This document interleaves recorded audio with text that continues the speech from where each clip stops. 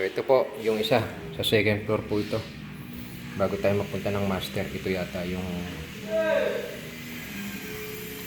Basta ito yung katabi ng ano po. Ito yung umokay.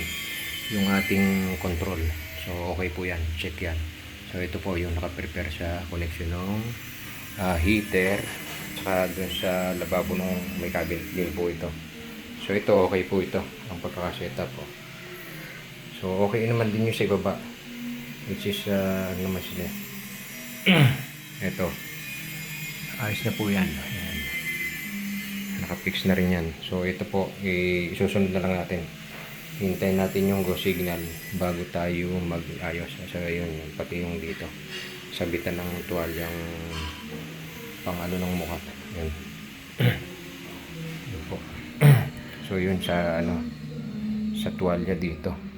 Supposed to be dito sa side na yan. Tapos ito sa ibabaw po ng ng ating inodoro nakatapat.